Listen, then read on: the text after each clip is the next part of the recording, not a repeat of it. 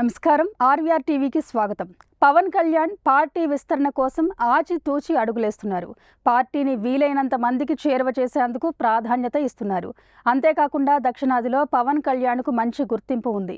ఆయన సినిమాలు కర్ణాటక, తమిళనాడు, కేరళ రాష్ట్రాల్లో మంచి కలెక్షన్లు రాబడతాయి కూడా.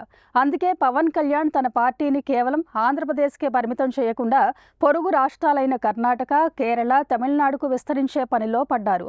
ఇప్పటికే కేరళకు చెందిన పలువురు సామాజిక కార్యకర్తలు, కర్ణాటక నుంచి మాజీ ఎమ్మెల్యేలు జనసేన తీర్థం పుచ్చుకోవడం ఆ పార్టీ నేషనల్ ఇమేజ్ను పెంచింది.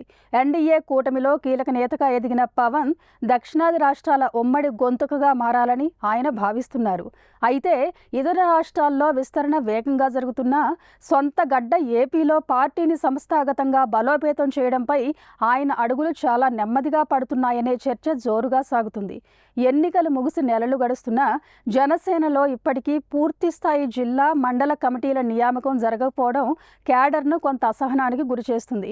ఇతర రాష్ట్రాల్లో పార్టీని విస్తరించడం వల్ల జాతీయ స్థాయిలో జనసేనకు లభించే గుర్తింపు భవిష్యత్తులో ఏపీలో పార్టీ ఎదుగుదలకు ప్లస్ అవుతుందని పవన్ కళ్యాణ్ నమ్ముతున్నారట. ఇలాంటి కరెంట్ అప్డేట్స్ కోసం చూస్తూనే ఉండండి మన ఆర్వీఆర్ టీవీ. లైక్ చేయండి, షేర్ చేయండి, సబ్స్క్రైబ్ చేయండి.